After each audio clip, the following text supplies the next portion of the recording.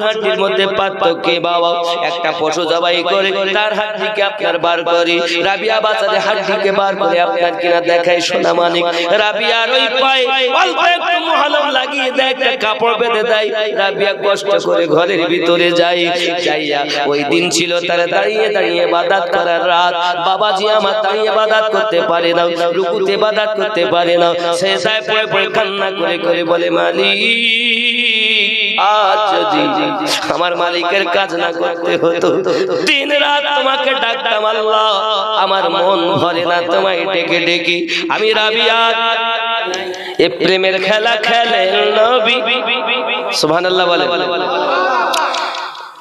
বাবা আমার প্রেমের খেলা খেলেন নবী মেরাজে যাইয়া খুব খেয়াল এই প্রেমের খেলা খেলেন নবী মেরাজে যাইয়া একা করে নিলেন তার জিবরাইল আসিয়া প্রেমের খেলা খেলেন নবী মেরাজে যাইয়া এই জগতে তো কি খেলেছেন মিরাজে যাইয়ে নবী আমার প্রেমের খেলা খেলেছেন খেয়াল করেন উম্মতের কান্ডারি নবী আমার নবী দয়াল নবী উম্মতের কান্ডারি নবী আমার নবী দয়াল নবী দিন রাত কাঁদেন নবী উম্মতের লাগিয়া এই প্রেমের খেলা খেলেন নবী মেরাজে যাইয়া প্রেমের খেলা খেলেন নবী মেরাজে যাইয়া একা করে নিলেন তার জিবরাইল আসিয়া প্রেমের খেলা খেলেন নবী মেরাজে যাইয়া জোরে বলুন বাবা মিরাজে নিলেন তার মিরাজে নিলেন যারে অতি আপন বন্ধু করে মিরাজে নিলেন যারে অতি আপন বন্ধু করে জান্নাতের চাবি দিলেন তাকে বুঝাইয়া এই প্রেমের আলাপ করে নবী মেরাজে যাইয়া আগা প্রেমের আলাপ করে নবী মেরাজে যাইয়া একা করে নিলেন তার জিবরাইল আসিয়া প্রেমের খেলা খেলেন নবী মেরাজে যাইয়া আব্বা আমার আওয়াজ সাথ দিচ্ছে না তারপরও আমি কিন্তু জাকির ভাই চলে রাত 12টা বেজে গেছে বেশি দেরি করব না আরো সেতে নিলেন তারে আরো সেতে নিলেন যারে মনের কথা বলবেন তারে আল্লাহ নবীকে নিয়েছেন আরো সেতে নিলেন যারে মনের কথা বলবেন তারে 70,000 পর্দা খোদা 70,000 পর্দা খোদা দিলেন উঠাইয়া মনের এই প্রেমের খেলা খেলেন নবী মেরাজে যাইয়া এই প্রেমের আলাপ করেন নবী মেরাজে যাইয়া জোরে সুবহানাল্লাহ আশিকানে রাসূলদের মেহফিলে আশিকানে আউলিয়াদের মেহফিলে তারাই সজ্জিত করে যারা আশিক হয় সুবহানাল্লাহ আজকের মেহফিলটা মজমা যদিও কম হবে কিন্তু আশিকদের মেহফিল কাদের মেহফিল আশিকদের এখন ইশকবিহীন ইবাদত বেকার দেখুন আমরা নামাজ পড়তে যাই কিনা মসজিদে আজান হলেই নামাজ পড়তে যাই নামাজ পড়ি মন থাকে বাইরে ঘাটে ব্যবসা বাণিজ্যে তাই বলছি মন তুই ধরলি নামাজ পড়লি নামাজ সারা জীবন ভোর নামাজ হইল না রে তোর নামাজের নিলি না খবর কেমন জিনিস হুজুর নামাজ পড়লাম হলো না রব্বে করিম বলেন ফাওয়াইলুল লিল মুসাল্লিন আল্লাযীনা হুম আন সালাতিহিম সাহুন সূরা মাউন এক শ্রেণীর নামাজীদের জন্য আল্লাহ জাহান্নাম সৃষ্টি করেছেন যারা ওয়াইল দোজখে যাবে কোন নামাজ এটা জানতে হবে অমন তুই ধরলি নামাজ, পড়লি নামাজ সারা জীবন ভোর, নামাজ হইল না রে তোর, নামাজের নিলি না খবর। মসজিদেতে আজান দিলে সবার আগে যাও, মসজিদেতে আজান দিলে সবার আগে যাও, মসজিদ থেকে বাইরে এসে সুদের টাকা খাও, নামাজ হইল না রে তোর, নামাজের নিলি না খবর। ঠিক নেই? নামাজের নিয়ত করে দাঁড়িয়েছো নামাজে, নামাজের নিয়ত করে দাঁড়িয়েছো নামাজে, মনটা যদি থাকে তোমার দুনিয়ারি কাজে, নামাজ হইল না রে তোর, নামাজের নিলি না খবর। দাড়ি টুপি হাফা জুব্বা সবই আমার সাদা, দাড়ি টুপি হাফা জুব্বা সবই আমার সাদা, মনের মধ্যে তিল পরিমাণ থাকলে তোমার কাদা, নামাজ হইল না রে তোর, নামাজের নিলি না খবর। আরো হাফ দেখেন, নামাজের ভিতরে আমায় মশায় কামড় দিলে, নামাজের ভিতরে তোমায় মশায় কামড় দিলে, মশা তুমি আগে মারো রুকু সেজদা ফেলে, নামাজ হইল না রে তোর, নামাজের নিলি না খবর। নামাজ পড়ছি সব, আর নামাজ বিহীন ৭৩টা দল একটা কথাও বলে না। ৭৩ দলের মানুষ, আলেম ওলামা বক্তা সবাই বলে নামাজ পড়ো, কিন্তু হাকিকাতের নামাজের কথাই এক দল, বাকি সব ডুপ্লিকেট। নাকি বলে? আমি যে রূপটা আপনাদের কাছে তুলে ধরলাম নামাজের, ওই রূপ যদি আমরা নামাজ পড়ি, নামাজ হবে? হবে? তাহলে আমরা তো বেশিরভাগ এরকম নামাজ পড়তেছি, মশা খালি মুখে পড়াই হচ্ছে, নামাজ তো হচ্ছে না, হচ্ছে কি দেহের ব্যায়াম। নাকি? নামাজ স্রষ্টার সাথে সৃষ্টির মিলনের নাম হলো নামাজ। আর এই নামাজকে বুঝতে গেলে মাওলায়ে কায়নাত তার পায়ে তীর ঢুকে গেছে, উনি চিৎকার মারেন, তীর বার করতে দেন না। রাসূলে পাক বলেন, খবরদার তীরে হাত দিও না। মাওলা আলী নামাজ তো কাজা করবেন না, হাজার কষ্ট হলেও আমাদের মতো তো নন যে একটু কিছু হলেই নামাজ কাজা করে দেব, নামাজ ছেড়ে দেব, পড়বো না। তিনি তো নামাজ ছেড়ে দিবেন না, তিনি নামাজে দাঁড়িয়েছেন। নামাজ পড়তে পড়তে যখন সেজদায় গেলেন, সাহাবী রাসূলকে নবী বললেন, এবার তীরটা বার করো। তীর টেনে বার করা হলো, কিন্তু মাওলা আলীর কোনো খবর নাই। এ হলো নামাজ। আর আমাদের নামাজ কি? এই নামাজ আপনাদের মদনপুর একটি জামে মসজিদ আছে, যেহেতু একটু দূরে, তার কারণে সবাই যেতে পারে না, তাই একটি ওয়াক্তীয় মসজিদ। কিন্তু বড় সমস্যা হলো, বৃষ্টি যদি এখন হয়, ওখানে নামাজ পড়া বড় মুশকিল। নাকি বলে? এজন্য তার মেঝেটা যাতে হয়, মূলত নিয়ত হলো আমাদের ভাইদের যে যাতে মেঝেটা করা যায়। হুজুর, আমি কিন্তু আসিনি আপনাদের এখানে যে আমাকে ৫০,০০০ ৪০,০০০ টাকা দিতে হবে, বুঝতে পেরেছেন? আমি এসেছি মহাব্বতে, না যাতে মক্তবটা হয়, যার কারণে আজকে বসেছি। আপনার পকেটে যদি না থাকে আপনি লিখিয়ে দিবেন, তবে আশা রাখবো এই মেঝেটাও যেন তারাবি পড়ার আগে সম্পূর্ণ হয়। সুবহানাল্লাহ। আজকে কয় তারিখ? ফাল্গুনের ৭। মাত্র ১৯টা দিন সময়, ২০ দিনের দিন তারাবি পড়তে হবে।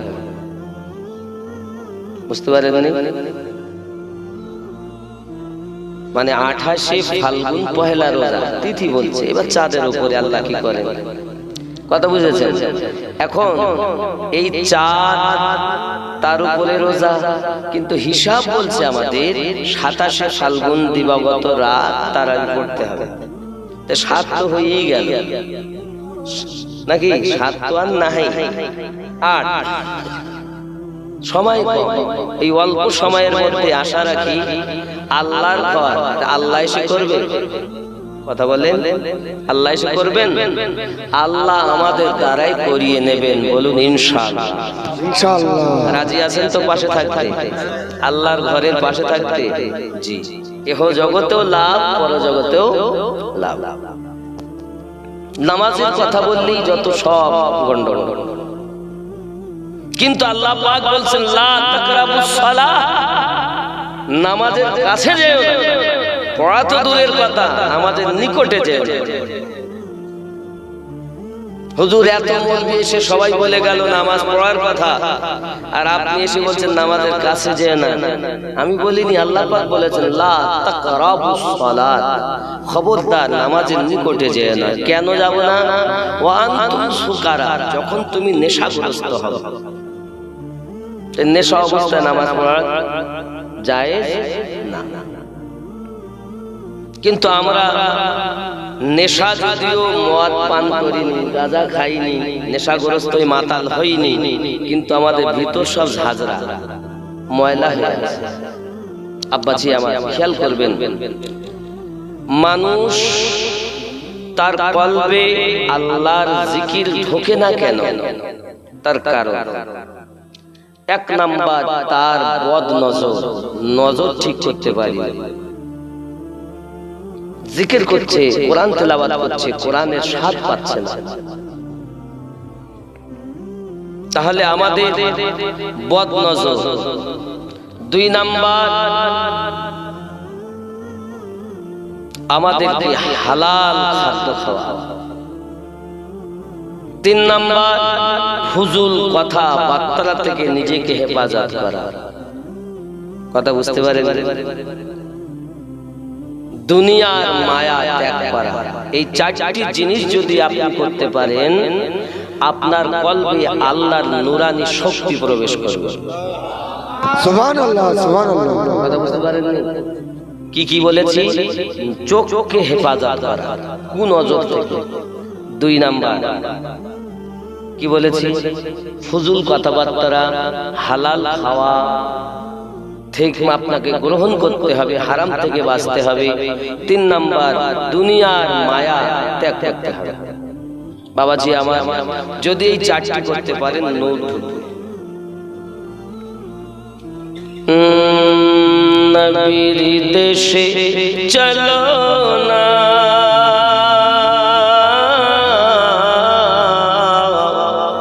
জিয়ারতে ওই মদিনা, স্বপ্নে আমি দেখি সোনার মদিনা। সুবহানাল্লাহ, সুবহানাল্লাহ। নবীর দেশে চলো না,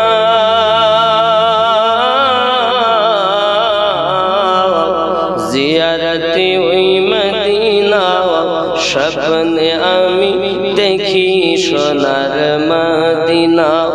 আমার নবী সোনার ছবি, দো জাহানের নূরের নবী, ওই নবীকে দেখার তরে মন হলো মোর দিওয়ানা। স্বপ্নে আমি দেখি সোনার মদিনা, নবীর দেশে চলো না, জিয়ারতে ওই মদিনা, স্বপ্নে আমি দেখি সোনার মদিনা। মদিনায় যাওয়ার ইচ্ছা আছে? গ্রামের লোককে দাওয়াত খাইয়ে বলে ডেকে ডেকে হজে যাবে, তো মানুষজনকে দাওয়াত দিয়েছি, হুজুর বাবারা একটু মাফ করবেন, আমি যদি ভুল করে থাকি ক্ষমা করবেন, আর জীবনে দেখা হবে কিনা কোনো গ্যারান্টি। আত্মীয় স্বজন দাওয়াত দিয়ে খাইয়ে বলে ডেকে ডেকে, ভুল করেছি ক্ষমা করো, যাব আমি মদিনা স্বপ্নে আমি দেখি সোনার মদিনা নবীর দেশে চলো না জিয়ারতে মদিনা আরেকটু জোর দেন নবীর দেশে চলো না জিয়ারতে ওই মদিনা স্বপ্নে আমি দেখি সোনার মদিনা আর জোরে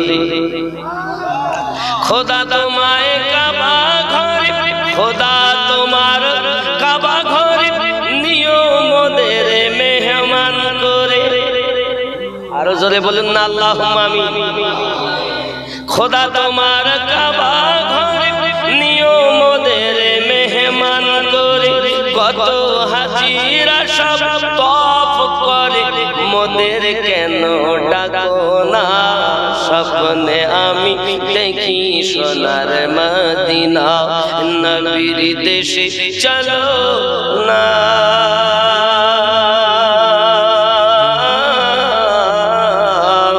জিয়ারতে ওই মদিনা স্বপ্নে আমি দেখি সোনার মদিনা আমার নবী সোনার ছবি দো জাহানের নূরের নবী ওই নবীকে দেখার তরে মন হলো মোর দিওয়ানা স্বপ্নে আমি দেখি সোনার মদিনা আল্লাহুম্মা সাল্লি আলা সাইয়্যিদিনা মাওলানা মুহাম্মদ وعلى آل سيدنا মাওলানা মুহাম্মদ মায়ের নাম মাইফুল মেয়েটার নাম রাবিয়া ছোটবেলায় মায়ের কাছে শুয়ে আছে বাবা মা জননীর পাশে ঘুমিয়ে থাকতে হঠাৎ তার ঘুমটা ভেঙে গেল মা তার পাশে আর নাই রাবিয়া উঠে রাতের বেলায় মা খুঁজতে খুঁজতে দেখে মা ঘরের কোনায় নামাজের পাটি পেতে আল্লাহর কাছে রোনাজারি করতেছে হযরতে রাবিয়া বাসারি মায়ের পিছনে বসে থাকলেন মা জননী যখন কান্নাকাটি করি ইবাদত থেকে আপনার ফুরসাত নিয়েছেন রাবিয়া বাসারি মাকে বলে মা এত রাতে কাঁদেন কেন আপনি আব্বু কি আপনাকে মেরেছে আব্বু কি আপনাকে আঘাত করেছে ওগো জননী কেউ কি আপনাকে কিছু বলেছে এত কান্না করছেন কেন জননী মা বলতেছে রাবিয়া আমি আল্লাহর ইবাদত করতেছিলাম তাহাজ্জুদ নামাজ পড়তেছিলাম তাহাজ্জুদ নামাজ পড়ে আমি আমার মালিকের কাছে মনের কথাগুলো বলতেছিলাম হযরতে রাবিয়া বাসরি বলেন জননী আপনি যদি তাহাজ্জুদ নামাজ আদায় করেন আমি রাবিয়া বাসরি আজ থেকে আপনার সঙ্গে নামাজের পাবন্দি করব আমাদের ঘরে নামাজ নাই আমাদের ঘরে আছে সিনেমা দেখাও সিরিয়াল দেখাও শরিয়াতের খেলাফ কাজ করাও কিন্তু আল্লাহ ওয়ালাদের ঘরে নামাজ ছিল কোরআন তেলাওয়াত ছিল রাসূল পাকের প্রেমে তাদের হৃদয়টা পরিপূর্ণ ছিল জোরে বলুন সুবহানাল্লাহ সুবহানাল্লাহ কে সেই রাবিয়া রাবিয়ার আব্বার নাম হলো হযরত ইসমাঈল বাসরা নগরী গরিব পরিবারে জন্ম নিয়েছেন তিনি বাবা খেয়াল করুন রাবিয়া বাসারির আব্বা হযরত ইসমাঈল পৃথিবীর জমিনে বড় গরিব মানুষ খুব কষ্ট করে দিন রাত কাটে কখনো খাওয়া হয় কখনো হয় না আল্লাহ পাক আল্লাহ তাআলা হযরত ইসমাঈলের ঘরে এক নয় দুই নয় তিনটি মেয়ে দিয়েছেন আল্লাহ যাকে বেশি ভালোবাসে তাকে আল্লাহ কন্যা সন্তান দান করে যুবক আমার রাগ করো না বাবা প্রিয় রাসূল পাক সাল্লাল্লাহু আলাইহি ওয়াসাল্লাম একদা হাদিস বর্ণনা করতে গিয়ে বললেন যার ঘরে চারটি মেয়ে আছে সঠিক করে যদি তাদের ভরণ পোষণ করে বিবাহ শাদী দেয় হাসরের ময়দানে আমার আল্লাহ পাক তার আব্বা মার মাথায় নূরের টুপি পরায়া জান্নাতে নেবে সুবহানাল্লাহ সাহাবী রাসূলদের ভিতরে একজন উঠে দাঁড়ালেন, হুজুর যার তিনটি মেয়ে তার কি হবে? প্রিয় নবী আমার প্রিয় কথা বললেন, যার ঘরে তিনটি কন্যা যদি শরীয়ত মোতাবেক তাদেরকে লালন পালন করতে পারে, শরীয়তের উপরে যদি তাদের জীবন যাপন হয়, তাহলে তার পিতামাতাও তিন কন্যার পিতামাতাও জান্নাতি হবে। সুবহানাল্লাহ। সাহাবায়ে কেরামদের ভিতরে দুইটি কন্যাওয়ালা একজন সাহাবী উঠেছেন, হুজুর যার ঘরে দুটি মেয়ে তার আব্বা মায়ের উপায় কি হবে? আমার প্রিয় রাসূল বলেন, যার ঘরে দুটি মেয়ে তার বাবাও জান্নাতি। সুবহানাল্লাহ। প্রিয় নবীর কথা কখনো মিস হবে না বাবা।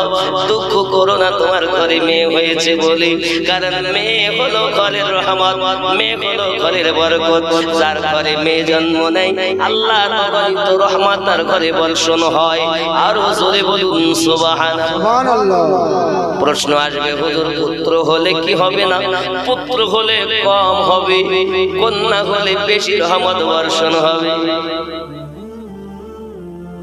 আমার জাকিরুল ভাই দুটি মেয়ে, কটা কটা দুটি মেয়ে। এখন একজন সাহাবী আবার উঠে দাঁড়িয়েছেন, দরুদি প্যারা রাসূল ফেদাকা আবি উম্মিহি ইয়া রাসূলুল্লাহ সাল্লাল্লাহু আলাইহি ওয়াসাল্লাম, আপনার কদমে আমার আব্বা এবং মা কুরবান হয়ে যাক, মেহেরবানি করে বলুন যার একটি মেয়ে তার কি হবে? প্রিয় রাসূল আমার বলেন, যার একটি মেয়ে তার পিতামাতা জান্নাতি। সুবহানাল্লাহ। সাহাবী রাসূলদের ভিতরে আবার একজন উঠেছেন, দরুদি যার ঘরে একটাও মেয়ে নাই তার উপায় কি হবে? আমার দয়াল নবী বলেন, সাহাবায়ে কেরাম রিদওয়ানুল্লাহি তাআলা আলাইহিম আজমাইন, চিন্তা করো না, মেয়ে তার ঘরে জন্ম নেয়নি, কিন্তু মেয়ে হোক, আল্লাহ আমাকে একটা কন্যা সন্তান দেন, এই আশায় আশায় তার জীবন চলে গেল। আমি রাসূলে পাক ওয়াদা দিলাম, এই আশা তার মনে আমি নবীজির তাকে শাফায়াত করে জান্নাতে নেব। সুবহানাল্লাহ।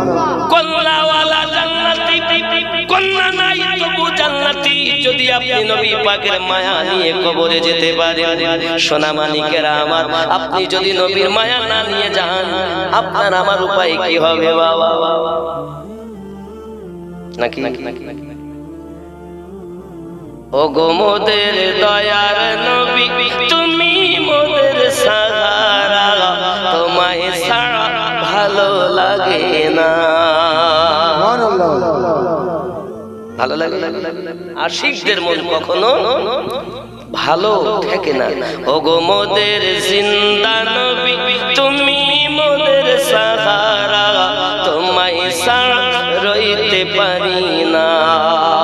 মদনপুরে ভালো লাগে না, যেতে চাই সোনার মদিনা। ইয়া রাসূলুল্লাহ ইয়া হাবিবি মোহাব্বত, ইয়া রাসূলুল্লাহ ইয়া হাবিবাল্লাহ। ও গো মোদের মায়ার নবী, ও গো মোদের জিন্দা নবী, ও গো মোদের নূরের নবী, তুমি মোদের সাহারা, তোমায় ছাড়া রইতে পারি না। আমরা তোমার আশিক দিওয়ানা,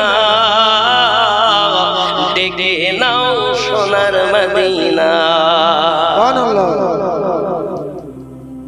নবীজি তুমি না এলে কে বা জানতো খোদা কে বলে। নারে তাকবীর, নারে ইসলাম, নারে হায়দারে ইসলাম, কোশ পাক্কা দামন। বা নবীজি তুমি না এলে কে বা জানতো খোদা কে বলে। আপনি এসে দিলেন নবী, আপনি এসে দিলেন নবী, স্বয়ং খোদার ঠিকানা, তোমায় ছাড়া রইতে পারি না। ইয়া রাসূল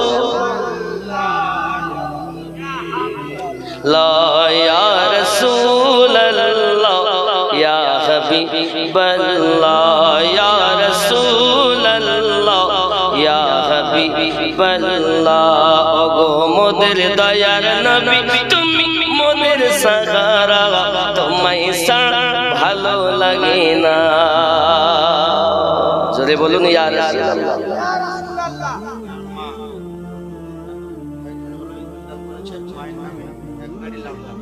সুবহানাল্লাহ আল্লাহ কি নাম ভাইয়া আব্দুল ওয়াহাব সরকার মাহারা ছেলে হায় হায় হায় হায় জি সুবহানাল্লাহ সুবহানাল্লাহ দেখেন ওনার তিনটি মেয়ে নাকি একটি মাত্র ছেলে আর সেই মোহাব্বতে বেচারা গরিব মানুষ হলো মনটা কত সুন্দর দেখেছেন আমার আল্লাহ দেখেন না যে কে কতটা মাল দিচ্ছেন আল্লাহ দেখেন কার কতটা মোহাব্বত আছে উনিও এক বস্তা কি নাম আব্দুল কুদ্দুস মাস্তানজি আপনি কয়টা দেবেন এক বস্তা আছে ওনার 5টি মেয়ে সুবহানাল্লাহ একটি ছেলে সুবহানাল্লাহ মাওলানা পাগড়ি পাবে উনি এক বস্তা দেবেন নারে তাকবীর নারে রিসালাত দানকারী দাতা গো আল্লাহ রহম করো জোরে বলেন আমিন আমার ভাইজান যিনি মা নাই মায়ের জন্য দোয়া চেয়েছে পৃথিবীতে সবথেকে মধুমাখা নাম একটি নামে মধু ভরা ওই নামটি হলো মা আম্মা এত সুন্দর মধুমাখা ডাক এ বন্ধু পৃথিবীর জমিনে পিতা ও মাতা সন্তানের জন্য হলো